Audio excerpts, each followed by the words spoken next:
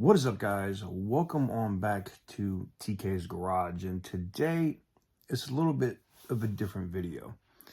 I'm having to come to the realization that, the Challenger is going to be around probably for a little bit, but after speaking to the attorney today, I probably shouldn't be driving it. So we're going to, until it gets resolved with USAA, basically park it in the garage. I'll be disconnecting the battery and transferring the tag from the vehicle probably really soon. And that's the positive thing of today's video. You guys have seen me on Team BMW for a long time, right? I was at the channel started as Beamer Man.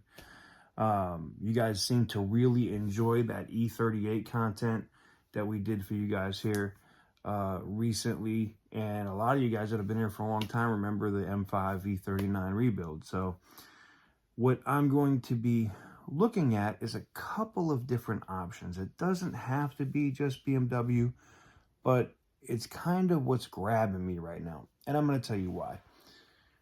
I want to stay in the Mopar space. I'm going to be honest with you. I'm big on it. I want to stay in the Mopar space, but roll the intro. We'll talk about that here in a minute.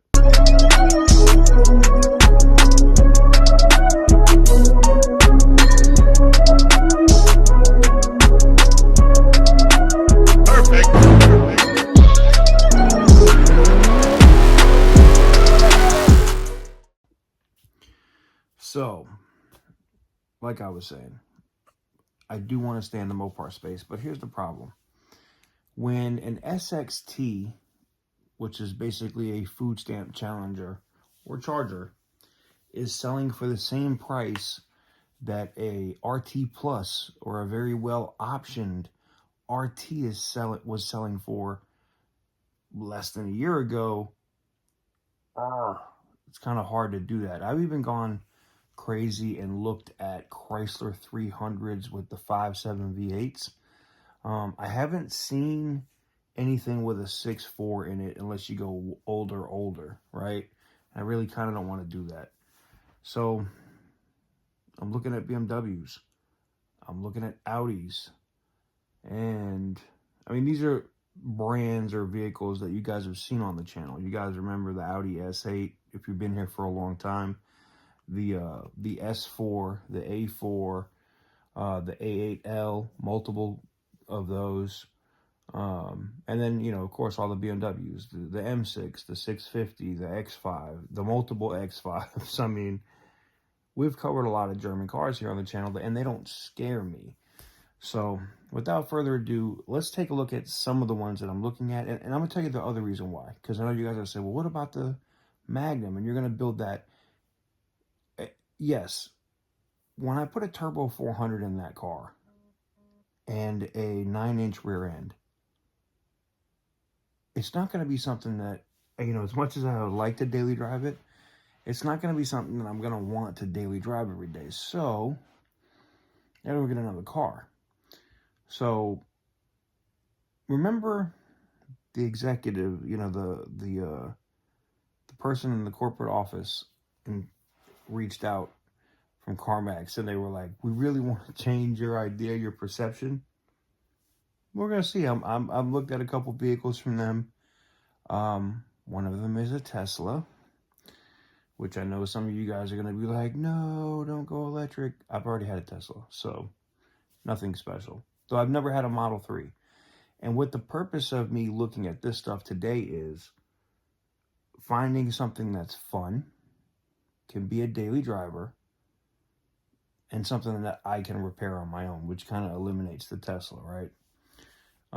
As a BMW guy, I know exactly where to get the shop manuals and stuff online.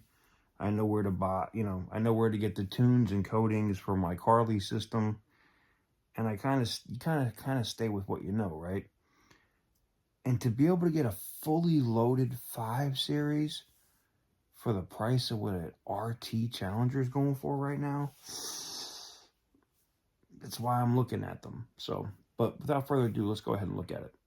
All right, guys. So first thing up, we have a BMW 535 F10. I know, not the fastest in the world, but clean. It's an M Sport edition. I just like the F10, man, especially with the M Sport, man. It's just super damn clean. And this thing only has 21,000 miles on it for a 2014. Next, we had the big boy, the BMW M5, same body style. This one's running about 38,000. I don't know, man. I kind of like the white M5. It's clean. I like the way it looks. And I'm leaning heavily towards this car at the moment. It really just depends on if the numbers and stuff can be right. And we go from a BMW M5 to this. Now, this is a BMW M2. You can see the it reminds me of what the BMW 3 Series used to be. But yeah, the only thing I'm really not liking is that transmission in the car. I wish they still made manuals. But unfortunately, they don't. It is what it is. But boy, is that car clean. This was kind of novel. This is an Audi S5 in a manual with the V6. I don't know, man. That bright red screams I'm going to get a lot of tickets. And then we go from this red Audi to an Audi A7 Prestige, which I always love these rims. I had them on my A8L. I don't know, man. There's just something about this body style of the A7. I just think it's super clean. A little bit overpriced, though. All right, guys. So there you have it. Let me know out of the ones that you guys saw today, what do you guys think? And listen, I wasn't even limiting myself as far as size. I looked at some of the BMWs. I even looked at, listen, I even saw an M2 competition that was really tempting.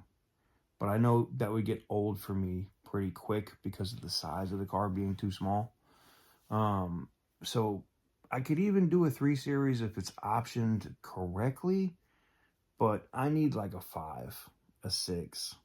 I don't need a 7. I could do a 4 if it's a convertible. You know, like people said, oh, you can't do the Z. I'd even do a Z4 if it was optioned the right way. But, let me know out of the ones that we looked at today that you guys got to see, which ones did you guys like the most? Because your input is actually going to matter a lot in this. And you guys might say, screw all these BMWs or Audis or whatever, and look at something else. It's possible. But what we're going to do now is I'm going to leave it up to you. Let me know what you guys think in the comment section down below. But before we get out of here, I made a shout out to today's sponsor of today's video, and that's Ridge Wallet. That's right, guys. Did you guys know that look, when somebody reaches out and it's something that I use or a product that I like this from Ridge, you can't beat it. And for them to reach out and take a chance on little old me, my little channel, I greatly appreciate it. So you can go check these out. One of the best, try it before you buy it, so to speak, systems that they have out there with 45 days. Try it. If you don't like it, return it for a full refund. You can't really beat that. Multiple styles. They even have gold plated ones. And now listen, you can hold up to 12, 13 cards or whatever in here. I clearly have way more than that. But you can put everything in here from your CAT card, your VA cards, your IDs, all of that, all your credit cards, they all fit. And the biggest feature, the feature that's the most important for me, is the RFID blocking technology in the wallet. I like the fact, and plus the money clip / receipt business card clip, which you have here on the back. But the fact that, and nowadays, a lot of our credit cards have this, as I'm about to drop it, a lot of our credit cards have this wonderful technology. Let me show you one of them here. And they have this wonderful technology that has this little thing right here, right, where you can just tap and pay. Well, unfortunately, when you tap and pay, it also leaves the ability open for somebody who wants to do you harm or take your crap, to steal your credit card information. And what I like about the Ridge wallet is that I can pop these cards, you know, my ID, all that stuff, in here like so. And when it's in here, the scammers ain't getting nothing. So major shout out to Ridge for sponsoring the channel and today's video. And like I said, if you want to get a little bit off too, if you use the link in the description, you get a discount, ridge.com/TK's Garage. And major shout out to Ridge for sponsoring today's video.